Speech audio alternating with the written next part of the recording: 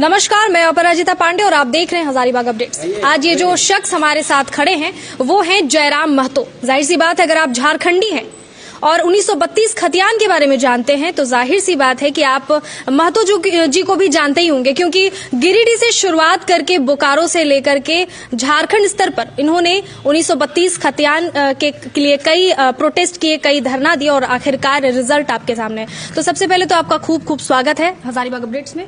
जी, आपका भी धन्यवाद, आभार। 1932 खतियान को लेकर के ऐसी मंशा थी लोगों की कि नई सरकार इसको लागू नहीं करेगी, है ना। लोगों को भरोसा नहीं था, लेकिन लास्टली जाकर के ये चीज हो गया, है ना। और आगे क्या 1932 खतियान तो जैसे हो गया। अभी वर्तमान में अगर झारखंड की राजनीति और यहाँ की जो अभी रणनीति है सरकार की, उस विषय के बारे में क्या बोलना चाहेंगे?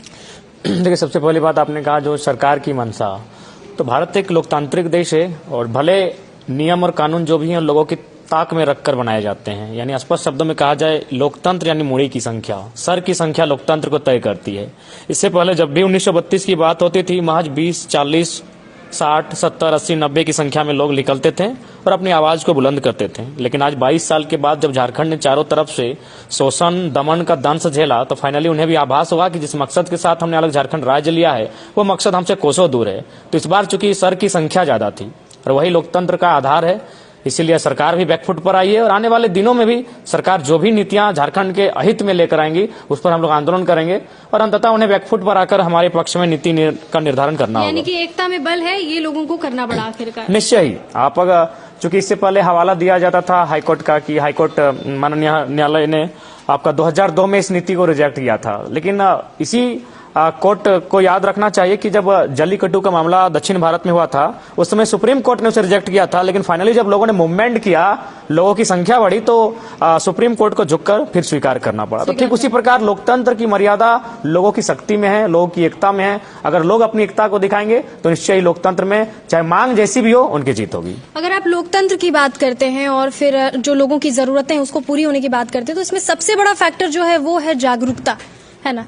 तो जागरूकता के लिए क्या कहेंगे? कितने जागरूक हैं झारखंड के लोग? नहीं, आज भी हमको लगता है पिछले 10 महीनों से हम लगातार आंदोलन कर रहे हैं और कुल मिलाकर मैंने ऑफिशियल 359 सभाएं की, जो कि मुझे भी लगता है कि आम इंसान होने के नाते मुझे भी असंभव लगता है।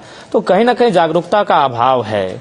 लोगों को जो बातें हम आज समझा रहे हैं, जिन बातों को उन्हें प्रेरित कर रहे हैं, इसी बातों को लेकर कभी विनोद बिहारी महतो और गुरुजी ने भी आंदोलन चलाया था। विनोद बिहारी महतो शिवाजी समाज के माध्यम से और गुरुजी ने सोनेत संथाल समाज के माध्यम से आंदोलन चलाया था, लोगों को जागरूक करने का कार्य किया था। तो आज भी झारखंड के जनमानस में थोड़ा सा जनचेतना का अभाव है। यहाँ के लोग 1% 1 वोट 1 वैल्यू का महत्व नहीं समझ पाते हैं। जिन जमीनों के कारण इनके पुरखों ने अपना प्राणों की आहुति दी है, चाहे चुहाड़ विद्रोह की बात करें, ढाल विद्रोह की बात करें, तमाड़ विद्रोह की बात करें, मुंडा विद्रोह की बात करें, कोल विद्रोह की बात करें, सभी विद्रोह जो हमारे हुए हैं झारखंड में वह भूमि संरक्षण के लिए हुए हैं। लेकिन आज की जो जनरेशन है वो भूमि का महत्व नहीं समझ पाती है। औने पौने दाम में तो कहीं शराब की लत में अपनी जमीनों को दान दे रहे हैं अथवा कहीं बिक्री कर दे रहे हैं। तो इसीलिए मुझे लगता है झारखंड में जनचेतना का अभाव है और हम लोग का पहला प्रयास यही है कि लोगों में जनचेतना समाई जाए और इससे क्या होगा, आने वाले दिनों में इस आंदोलन को धार मिलेगी, मजबूती मिलेगी और फाइनली जिस उद्देश्य के साथ झारखंड राज्य बना है वो उद्देश्य भी पूरा होगा। तो क्या लगता है आपको कि जनचेतना के अभाव, जागरूकता के अभाव के कारण ही इतना ज्यादा खनिज संपदा वाला राज्य होने के बावजूद भी उस तरह से प्रगतिशील नहीं है?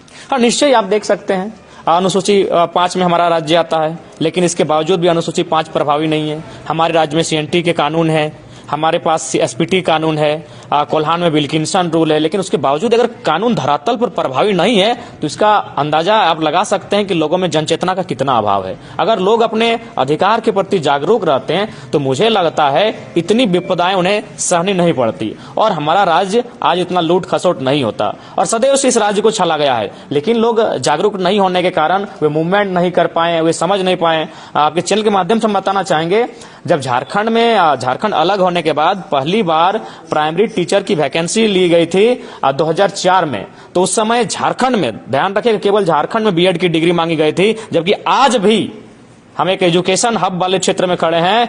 आज भी पूरे भारतवर्ष में प्राइमरी टीचर बनने के लिए बीएड कहीं नहीं मांगा जाता है, डीएलएड मांगा जाता है। लेकिन उस समय 2004 में यहाँ बीएड मांगा गया था, तो चूंकि लोगों में जानकारी का अभाव नहीं था। अगर हमारे लोग जानते तो उस समय ही सड़कों पर आ जाते हैं, क्योंकि बीएड आपका प्राइमरी टीचर में नहीं चाहिए। क्यों अब बीएड मांगा गया था, इस लॉजिक को भी समझना होगा। क्योंकि झारखंड राज्य नया बना था, हमारे पास उच्च जो तकनीकी शिक्षा है उसके प्रति उदासीनता थी, तो कहीं ना कहीं मैक्सिमम जो डिग्री बीएड की थी वो यूपी बिहार के पास थी। और फाइनली जो परिणाम सामने आया, 80% बिहार और यूपी के अभ्यर्थी यहाँ प्राइमरी टीचर बनने का काम किए। तो इस राज्य में जागरूकता का अभाव, लोगों में समझ न होने के कारण आज इस राज्य को सदियों से छला जा रहा है। और आज भी देखिए 40% खनिज देने वाला राज्य कहाँ पे है।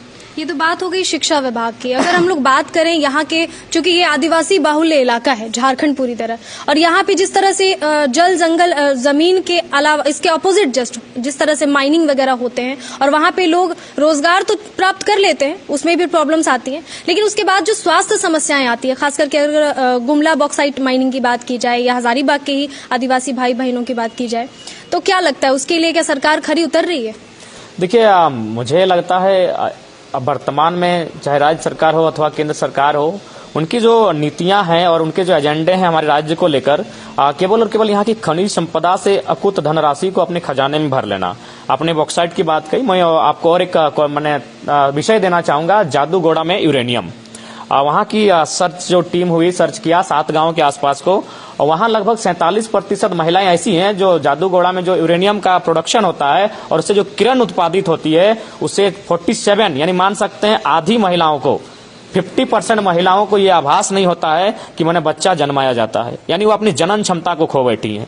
तो आप समझ सकते हैं मैंने किस कंडीशन पर ये लोग चंद मुट्ठी भर लोगों को लाभ देने के लिए आने वाले भविष्य को तो छोड़िए, वर्तमान के साथ किस प्रकार मानवीयता के साथ क्रूर व्यवहार कर रहे हैं। एक स्त्री, उसका पहला कर्तव्य होता है जनन में भागीदारी देना, लेकिन उसे आभास ही नहीं है कि जनन नाम की कोई प्रक्रिया होती है जिससे सृष्टि का निर्माण होता है। तो मेरा मानना है इन सरकारों के पास एक ही एजेंडा है कि इस राज्य में जो भी संपदाएं हैं, कोयला हो, अभ्रक हो, तांबा हो, यूरेनियम हो, थोरियम हो, बॉक्साइट हो, जो भी हो, चाहे उसके सामने कोई भी खड़ा होता है, उसको नष्ट करके, उसका उन्मूलन करके केवल और केवल लाभ कमाया जाए। यानी कि जल जंगल और जमीन को बचाने की आवश्यकता बहुत ज्यादा है, ना ही सिर्फ झारखंड के लिए बशर्ते देश की भी बात करें। बिल्कुल, देश की भी बात करें तो आज मेरा मानना है कि जो खासकर भारत देश के प्रधानमंत्री विदेशों में कहते हैं भारत विश्व गुरु है अथवा भारत को हम लोग महाशक्ति बनाएंगे, तो महाशक्ति बनने का तात्पर्य चंद दो लोगों और 4 लोगों से नहीं बनता है।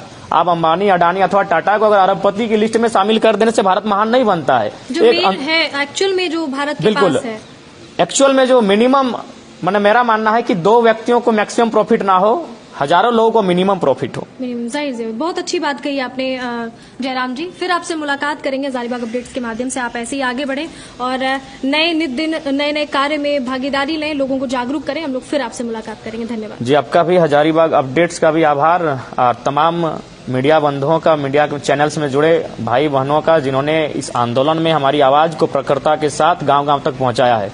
क्योंकि डॉक्टर अंबेडकर का भी मानना था कि जब तक विचारों का प्रचार नहीं होगा, विचार नष्ट हो जाएंगे, विचार मर जाएंगे। तो कहीं ना कहीं हम एक युवा थे, छात्र थे, और सोशल मीडिया का है या मीडिया एक बहुत बड़ा प्लेटफॉर्म हमारे लिए साबित हुआ। आप सभी का बहुत बहुत आभार, बहुत बहुत धन्यवाद। तो ये थे हमारे साथ जयराम महतो जी, जिन्होंने 1932 खतियान को ये कराने में लोगों को काफी जागरूक किया है और अभी भी लगातार लगे हुए हैं जल जंगल जमीन बचाने में। और इनकी एक बहुत अच्छी बात आप लोगों ने सुनी कि मैक्सिमम 2 लोगों को मिनिमम 2 लोगों को फायदा होने से, मैक्सिमम फायदा होने से बेहतर है कि मिनिमम 10,000 या 20,000 या ज्यादा से ज्यादा लोग जो एक्चुअल में उनके अधिकारी हैं, हकदार हैं, उनको फायदा हो और मिनिमम फायदा हो। कोई समस्या नहीं है, लेकिन लगातार सभी लोगों को थोड़ा थोड़ा फायदा हो तो ये ज्यादा बेहतर है। ऐसे ही हजारीबाग अपडेट्स को अपना प्यार देते रहें और वीडियो पसंद आई तो ज्यादा से ज्यादा शेयर करें। शुक्रिया। मैं अपराजिता।